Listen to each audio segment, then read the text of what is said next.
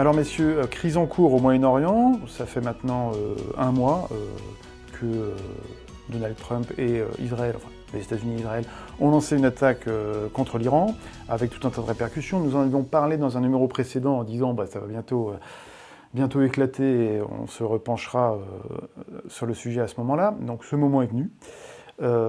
Ça a tout un ensemble de répercussions évidemment géopolitiques et également de façon très concrète, puisque le détroit d'Ormuz étant miné, bloqué par l'Iran, eh bien, le trafic pétrolier mondial et gazier aussi est sévèrement affecté. Et on voit qu'en France, eh ben, l'essence commence à manquer. En tout cas, je ne sais pas bien s'il y a une pénurie, mais en tout cas, les effets de cet étranglement se fait sentir au prix à la pompe. Voilà, donc nous allons parler de tout ça. Peut-être revenir d'abord, Kylian, sur le déroulé de ce qui s'est passé depuis maintenant 3 semaines. Oui, bon. Donc Israël, qui par ailleurs aussi mène des opérations au sud du Liban, il faut le rappeler, même si c'est pas vraiment le sujet, mais c'est connexe. Israël et les États-Unis se sont mis à lancer des frappes donc aériennes ou bien en tout cas balistiques sur l'Iran, ce qui ne s'était jamais produit depuis 1978 pour ce qui concerne les États-Unis. On rappelle que l'année dernière, il y avait déjà eu des frappes sur des sites en Iran, et Donald Trump avait annoncé que le programme nucléaire iranien était mort. Bon. Il semblerait que non, puisque ça a été à nouveau une des raisons légitimatrices de cette offensive, qui au départ présente tout l'aspect d'un scénario à la vénézuélienne. C'est-à-dire que l'objectif, en tout cas présenté par Donald Trump et par Pete Hegseth notamment, donc son secrétaire d'État à la guerre, enfin le ministre de la guerre, le ministre de la Défense en gros américain, c'était de dire, bon, on va lancer des frappes en Iran, le régime présenté comme fragile parce que mauvais, l'explication c'était grosso modo ça, le régime fragile va tomber parce que la population va se soulever. Ils ont même appelé la population à se soulever en fait. Ils ont appelé la population à se soulever, qui sort, je rappelle, qui sort déjà d'une vague de répression. Oui, il y avait déjà eu des manifestations. Plusieurs soulèvements en fait. Oui, tout à fait. Répression qui, semble-t-il, a été sanglante, puisqu'en plus, même les réseaux sociaux ont été coupés en Iran, ce qui montre que le gouvernement iranien voulait à tout prix éviter que des images ne fuitent, même si certaines ont fuité quand même. Donc il y a eu, semble-t-il, je crois, plus de 2000 morts. Bon, c'est déjà considérable. Il se trouve que le régime n'est pas tombé. Alors, par contre, là, il y a eu décapitation de tout à fait. Dirigeants, mais bon. L'ayatollah Khamenei, donc, qui était le successeur de Khomeini, a été tué. Son fils lui a succédé d'ailleurs. Et un certain nombre d'autres dirigeants iraniens, d'ailleurs ça continue, ont été assassinés, tout simplement. Ils sont morts dans des frappes. Bon. Donc de ce point de vue-là, sur le plan opérationnel, effectivement, ça peut être considéré comme remarquable. C'est vrai que ça veut dire que les têtes dirigeantes du régime iranien sont assez vulnérables. En revanche, il semblerait aujourd'hui que l'opération patine complètement. Enfin, l'opération n'a plus aucun objectif immédiat, puisque Donald Trump semble, en tout cas dans ses discours, parce que évidemment il n'est pas vraiment à la manœuvre, hein, il n'est pas devant une carte stratégique à dire on est pas au risque, hein, donc il ne dirige pas lui-même les troupes, mais Donald Trump affiche des objectifs différents de jour en jour. Un jour, il faut écraser l'Iran coûte que coûte. Le lendemain, il y a des pourparlers. Ensuite, il faut détruire les infrastructures énergétiques iraniennes. Ensuite, on repousse de 5 jours parce que finalement, il y a des discussions avec l'Iran. Simultanément, le taux d'épuisement, donc l'attrition en fait, des équipements américains sur place est assez élevé, puisque même les porte-avions, notamment le Gerald Ford, a dû se retirer assez loin des côtes iraniennes. Il y a eu un incendie, semble-t-il, à bord. Enfin, tout ça est très flou. Les moyens engagés ne cessent d'augmenter. Il y a 50 000 soldats, alors pas sur le sol iranien, mais il y a 50 000 soldats qui sont engagés dans cette opération aéronavale. Le régime iranien, aujourd'hui, apparaît en position de force par rapport à avant, parce qu'il a des revendications qu'il ne pouvait pas soulever avant. Par exemple, le régime iranien est prêt à négocier, mais demande aujourd'hui la fermeture de toutes les bases américaines dans le Golfe arabo-persique, ce qui était inenvisageable avant. Et même les Américains proposent la levée de l'embargo. Et même les Américains, oui, effectivement. Ce qui, là encore, était inouï.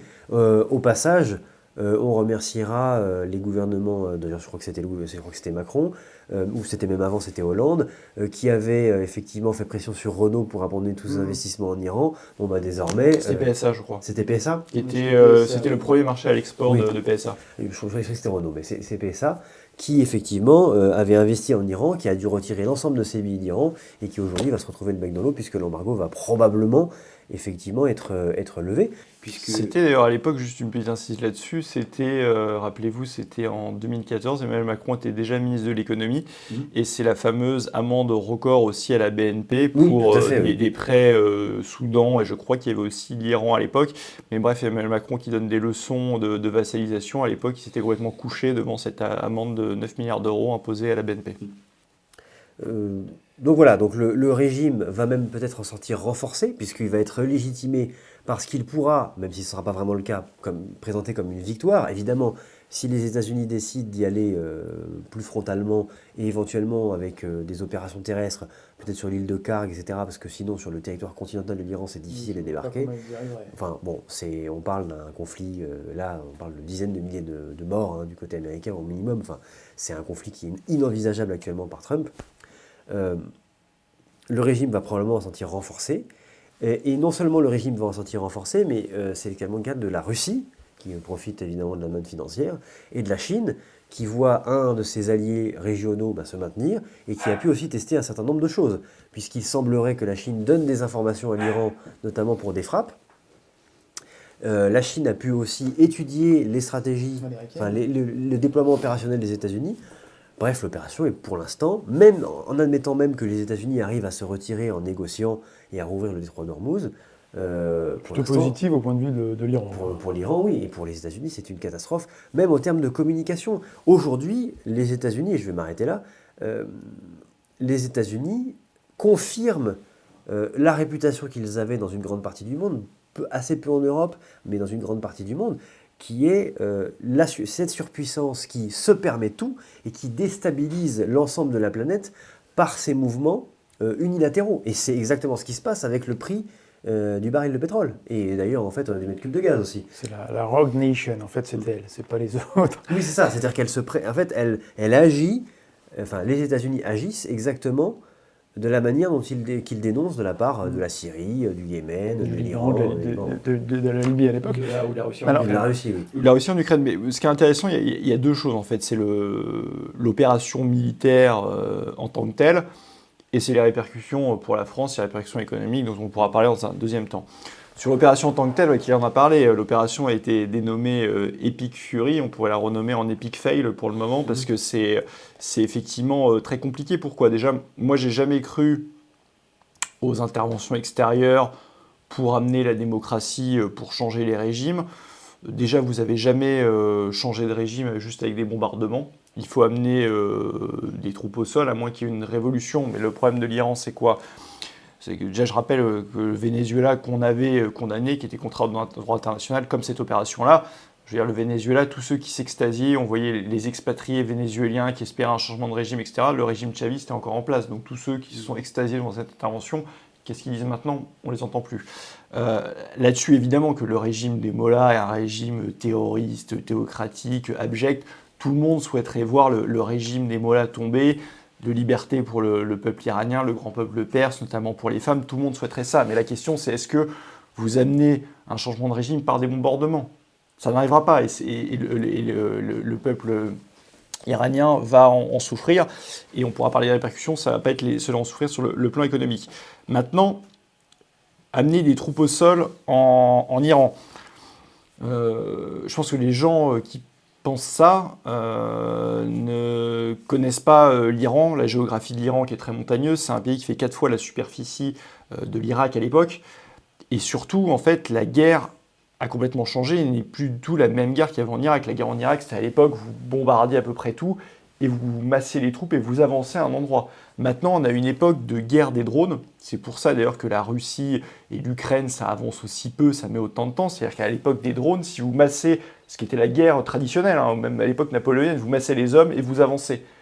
À l'époque des drones, si vous faites ça, c'est un bain de sang. Ils se font tous striker par les drones. Et donc pour avancer à l'époque des drones, c'est des petites unités de 3-4 personnes qui avancent de leur côté et il y en a un qui regarde en hauteur avec des fusils qui essayent de shooter les drones. Ça marche comme ça, donc de croire que vous allez envahir l'Iran qui fait 4 fois l'Irak pour libérer le peuple, ça n'arrive pas comme ça. Et le problème, c'est que vous n'aurez pas non plus de révolution du peuple parce que Kylian l'a dit, ça a été réprimé dans le sang et surtout, en fait, la problématique, c'est que même si vous arrivez et vous continuez à bombarder, vous faites tomber tout le temps, c'est est-ce qu'il y a une alternative crédible? On parle du Shah d'Iran, je veux dire, il n'y a pas d'aspiration en Iran, qu'on le veuille ou non, du Shah d'Iran, et le peuple est beaucoup plus divisé qu'on veut bien le dire. En plus de ça, l'Iran, c'est un pays qui est multiethnique, il y a quasiment 10 ethnies là-bas, et donc si le régime tombe, si vous réfléchissez un petit peu, le plus probable, c'est que ça finisse en guerre civile, et guerre civile avec des milliers de morts, et peut-être des exodes de population massifs. Rappelez-vous ce qui s'est passé en Syrie. Hein. En Syrie, si vous appliquez la Syrie qui est beaucoup moins peuplée que l'Iran c'est quand même 90 millions de personnes, c'est quasiment 4 à 5 millions de personnes qui arrivent vers l'Europe. Donc c'est des flux migratoires, donc il faut aussi voir les conséquences. Moi je pense que la France n'a absolument aucun intérêt à cette guerre. Pour une fois, Emmanuel Macron n'a pas eu une position trop blâmable, c'est-à-dire qu'il a appelé aussi à la désescalade.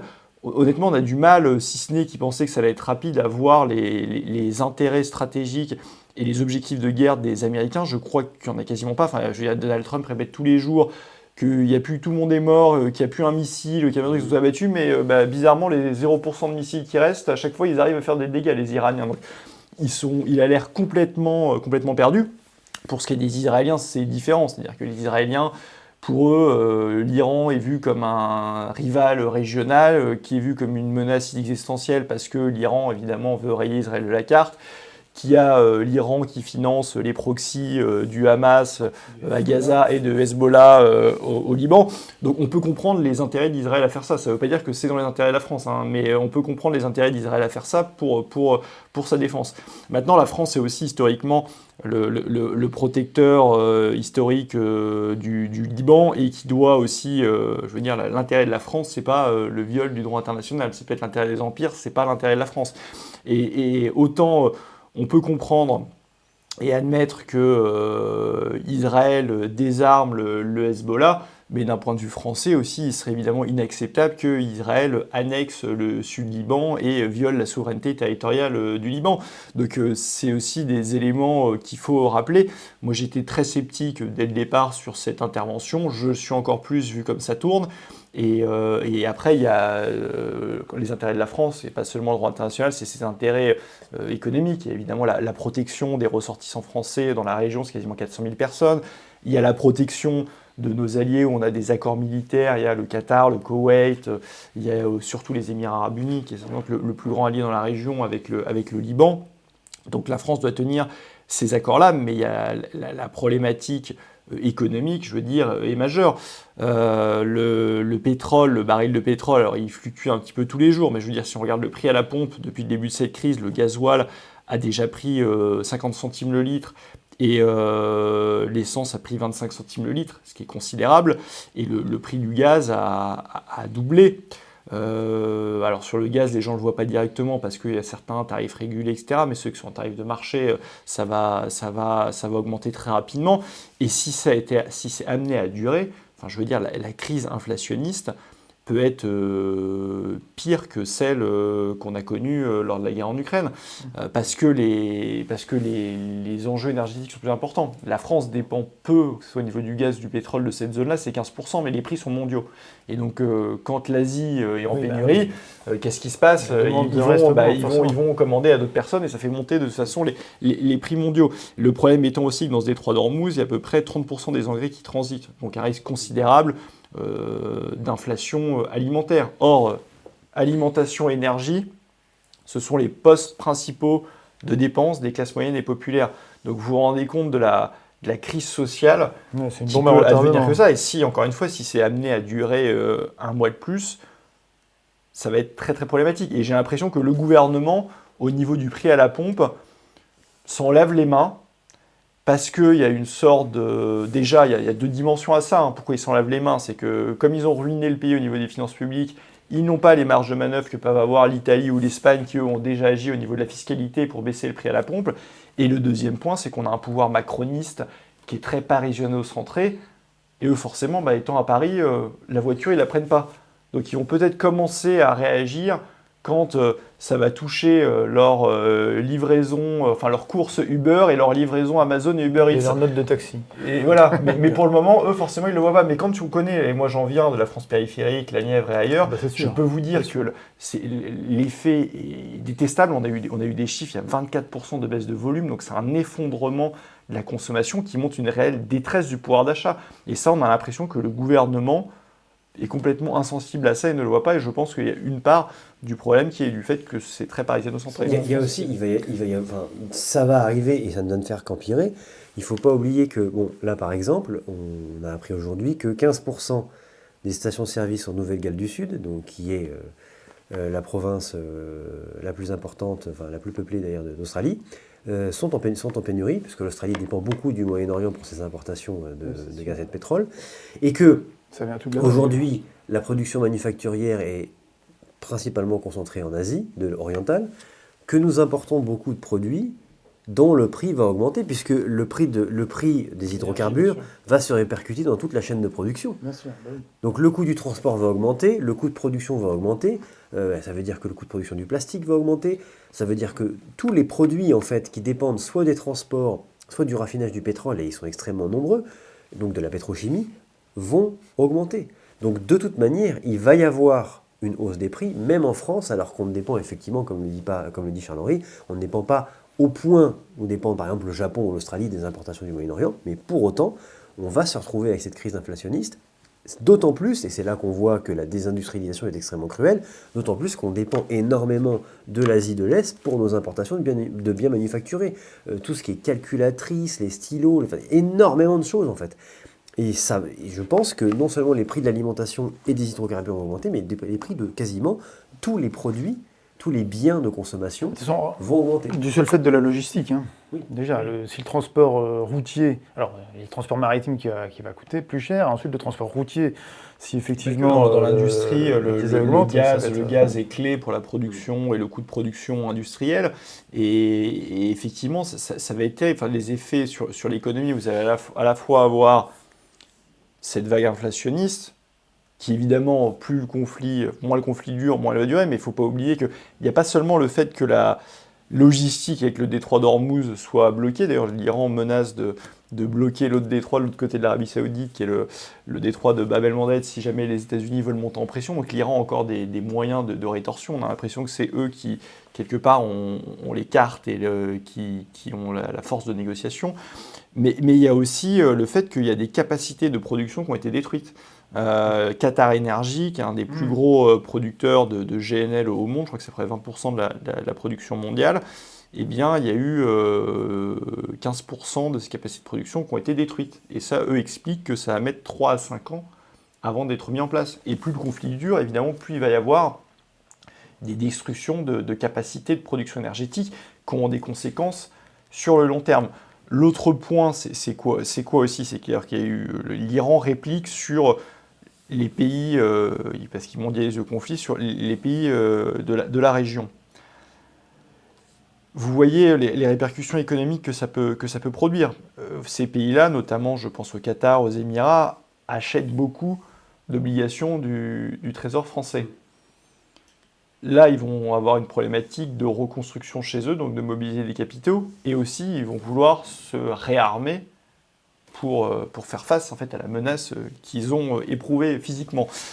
Donc ça veut dire que ça va être des capitaux potentiellement moins pour la France, et donc ça va pousser à la hausse les taux français. Les taux français ont déjà augmenté, on était à 3,4%, l'obligation française 10 ans au début de la crise, on est monté maintenant à 3,7, il y avait eu un pic à 3,8, même s'il y a un petit reflux, et plus ça va durer, plus ça va aussi pousser à la hausse. Donc vous avez des taux d'intérêt qui vont augmenter, vous avez l'inflation qui va augmenter, et vous avez potentiellement la croissance qui va baisser, parce que les coûts vont exploser de toutes parts. Je veux dire, la consommation, quand vous avez déjà une baisse de 24% de la consommation de carburant, je vous laisse imaginer sur le reste si l'inflation repart. Et donc ça veut dire moins de rentrée fiscale, un déficit qui explose, et en plus une charge de la dette qui va augmenter parce que les taux vont être tournés à la hausse. Donc vous avez un cocktail complètement explosif. Et en plus, avec un pays qui, pour le coup, n'a plus du tout les mêmes marges de manœuvre financières qu'en 2022, parce qu'entre-temps, vous avez Emmanuel Macron qui a ruiné le pays. Donc évidemment que la France a un intérêt à la désescalade dans ce conflit. Enfin, elle devrait tout faire pour la désescalade, mais malheureusement, la France compte de moins en moins parce que la France n'a pas investi massivement dans l'armée, parce que la France a perdu de sa superbe au niveau diplomatique en s'alignant, on l'a vu sur le Venezuela, en s'alignant systématiquement sur les intérêts américains, voire sur les intérêts des autres pays de l'Union européenne. Et donc la France a une voix qui est affaiblie et pèse moins militairement, alors que c'est tout l'inverse dont on aurait besoin pour pouvoir être le médiateur et pousser à ce que les États-Unis, Israël et l'Iran se mettent le plus rapidement possible autour de la table, en tout cas tout faire pour la désescalade. Même si, en fait, ces dernières semaines ont été, sur le plan symbolique, très bénéfiques pour la France. C'est-à-dire qu'à la fois le déploiement de notre marine, surtout comparé à celle des Britanniques, qui a été une cruelle ironie de l'histoire, a beaucoup joué pour redorer l'image de la France à l'international. Notre soutien aux Émirats Arabes Unis notamment, mais pas que, mais surtout aux Émirats Arabes Unis, nous ont permis de nous montrer comme un allié fiable et solide, ce qui est moins le cas des États-Unis, à qui on reproche généralement la duplicité. Et parallèlement à ça, il faut aussi souligner, alors il y a assez peu de choses qui ont fuité là-dessus, mais alors je ne sais pas si l'initiative vient à l'origine de la France, pour le Liban oui, mais pour l'Iran je ne suis pas sûr, ou de la Chine, mais la Chine a à plusieurs reprises affirmé qu'elle travaillait avec la France à un plan de règlement ou de désescalade du conflit. Ce qui est assez intéressant, ce qui veut dire que la Chine considère, quoi qu'on pense du régime chinois, considère la France comme un partenaire fiable dans la région pour régler un conflit qui, faut-il le rappeler, engage les États-Unis, qui devraient être en réalité l'interlocuteur de la Chine sur cette question. Donc les États-Unis apparaissent comme un acteur secondaire, bon, ils sont belligérants, mais un acteur secondaire dans le règlement du conflit. Et donc c'est extrêmement intéressant parce que ça voudrait dire que la France se place en médiatrice. Et pour nous, c'est un rôle que personne d'autre ne peut jouer à notre échelle en Europe. Alors évidemment la Suisse le fait souvent, la Suède aussi. Sur d'autres armes. C'est à moindre échelle. La France a véritablement un moyen de peser comme médiatrice et ça peut être un vecteur de puissance extrêmement important et extrêmement puissant dans cette région, mais aussi ailleurs. On pourrait très bien imaginer que la voix de la France puisse peser par exemple sur l'affaire taïwanaise, en évitant un déclenchement futur d'un conflit. Mais c'est pour ça oui, que la position, pour une fois, d'Emmanuel Macron est plutôt à la hauteur. Et moi, ça m'amuse parce que j'ai vu Jordan Bardella et Marine Le Pen qui ont dit ça. Il y en a certains qui sont dans un réflexe pavlovien parce que Macron a dit qu'il fait beau, il faudrait dire qu'il pleut. Et si pour une fois, il est à la hauteur, on va pas dire qu'il fait n'importe quoi. En fait, il y en a qui sont dans un réflexe pavlovien, de dire parce qu'Emmanuel Macron a dit ça, regardez, ils sont macronistes, ils disent la même chose. C'est des réflexes complètement bêtes et méchants. C'est-à-dire que pour une fois, effectivement, que la position de la France, on pourrait être un peu plus ferme sur la question du Liban, mais pour une fois que la position de la France est respectable et un tant soit peu indépendante, mesurée et d'équilibre, bah, on peut le souligner, même si évidemment que c'est pas parfait, mais à l'échelle d'Emmanuel Macron et de ce qu'on a connu ces dernières années, c'est plutôt relativement satisfaisant. Voilà. Oui, enfin tout ça montre que, en effet, l'exercice du pouvoir dans les hautes sphères, et dès qu'on a affaire à des sujets, des questions internationales, sont quand même assez extraites des questions partisanes, ou devraient l'être en tout cas, au moins dans la réflexion des gens qui poursuivent ces politiques-là, et que voilà, l'exercice du pouvoir est difficile. Je ne suis pas certain que les gens qui critiquent Macron aujourd'hui, de façon aussi de mauvaise foi en quelque sorte, seraient capables de faire beaucoup mieux. On se demande bien sûr, ce qu'il ferait à sa place. Ce qui compte là-dessus, en fait, il faut sur les questions internationales, il faut du pragmatisme, et la seule boussole, ça doit être, je le répète à chaque fois, les intérêts de la France. Parce qu'il y en a qui sont dans des espèces de matrices idéologiques complètement lunaires. Alors il y a à la fois les tiers-mondistes qui vont être incohérents, qui vont dire vive l'Iran, vive la Chine, regardez les États-Unis, Israël viole le droit international. Mais bon, quand c'est la Russie qui viole le droit international en faisant une invasion de l'Ukraine, là ça ne les gêne pas, ce serait normal. Donc il y a une incohérence fondamentale. Et à contrario, il y a les occidentalistes qui vont dire quoi qu'il arrive, ouais super, les États-Unis, il faut y aller. Mais en fait, est-ce que c'est l'intérêt de la France d'y aller? Et typiquement, là, avec la crise économique, on va y aller. Non, c'est pas l'intérêt de la France d'aller là-dedans. et eux vont être à l'inverse au niveau de la cohérence. Ils vont dire, bah, regardez, la Russie, c'est mal en Ukraine, mais quand c'est les États-Unis, c'est très bien. Je pense qu'il faut de la cohérence, il faut de la pondération dans ces questions-là. Déjà, le droit international ne peut pas être la géométrie variable. Et après, au-delà même de la question du droit international, ce qu'on doit regarder, c'est l'intérêt de la France. Et la France n'a aucun intérêt en fait à ces conflits, à ces invasions extérieures et à ces viols du droit international. C'est ça la seule boussole. Je veux dire, on défend les intérêts de la France, on ne défend pas les intérêts d'un Occident fantasmé, alors que les États-Unis n'ont absolument rien à faire de la France ou même de l'Europe. On le voit avec l'accord commercial.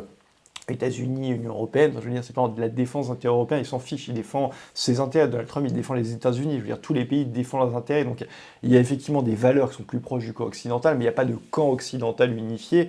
Et de la même manière de fantasmer un tiers-mondisme qui serait le bien, non, ces pays-là défendent leurs intérêts, c'est ce que fait aussi la Russie. Donc il faut sortir de ces visions manichéennes, un peu stupides en réalité, entre occidentalisme et tiers-mondisme. La seule boussole, ça doit être comme toujours l'intérêt de la France. Au passage, les positions tenues notamment par Marine Le Pen, mais aussi je crois par Jordan Bardella, parce que c'est Marine Le Pen que j'avais lu sur ce point précisément, montrent qu'elle se place dans la peau d'un chef d'État, d'une chef d'État.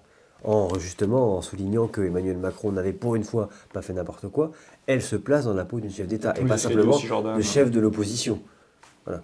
Parce que c'est effectivement, quand on se place comme chef de l'opposition, on peut, comme le dit Charles-Henri, se mettre à hurler, alors soit vive l'Iran, soit vive la Russie, soit vive les États-Unis, selon... Et surtout, concrètement, qu'est-ce qui ferait de différent? Parce que même ceux, effectivement, on peut dire, on condamne l'invasion. Ben oui, vous condamnez, quel prix vous avez sur le réel? Ça change absolument rien. Je veux dire, Pedro Sanchez a condamné l'invasion le plus fermement parmi tous les chefs d'État européens, l'impact c'est zéro.